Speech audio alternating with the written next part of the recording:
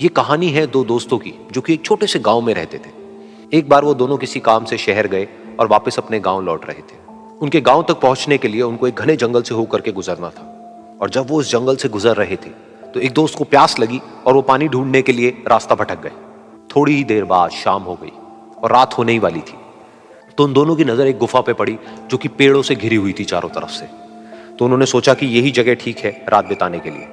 तो दोनों ने कुछ लकड़ियां इकट्ठी करी, उस गुफा के अंदर गए और आग जला करके वहां पे बैठ गए। रात का वक्त था, गुफा के अंदर आग जल रही थी, बाहर बिल्कुल अंधेरा था और कुछ जानवरों की आवाजें आ रही थी। तो उन दोनों में से जो एक दोस्त था वो अंदर ही अंदर डरने लगा, क्योंकि उसने भूत प्रेतों की बहुत कहानियां सुनी थी कि रात के वक्त जंगल में कुछ भयानक आत्माएं भटकती हैं और अगर उनको कोई ऐसा भटका हुआ आदमी मिल जाए तो उसको नहीं छोड़ती।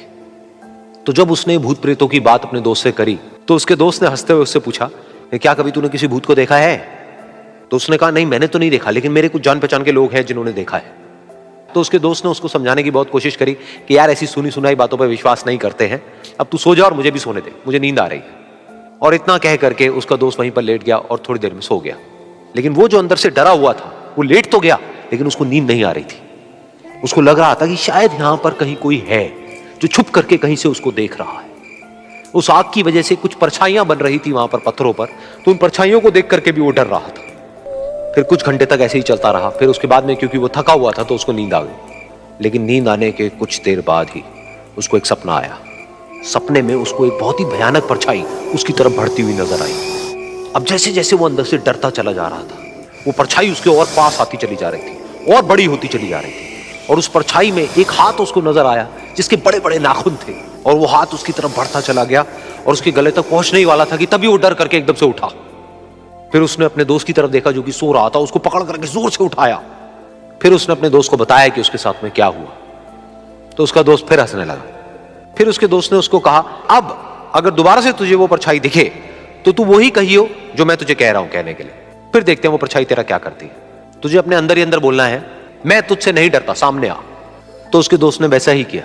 थोड़ी देर बाद दोबारा से उसको सपने में वही परछाई नजर आई और वो परछाई धीरे धीरे उसकी तरफ बढ़ने लगी।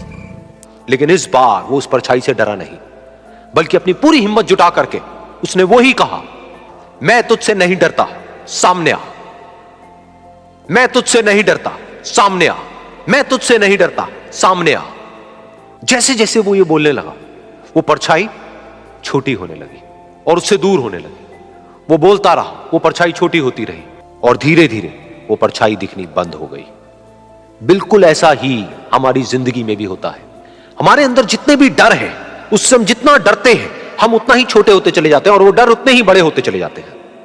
लेकिन अगर हम अपने अंदर के डरों से नहीं डरते हैं और उसका सामना करते हैं तो दुनिया का ऐसा कोई भी डर नहीं है जो कि हमें डरा पाए।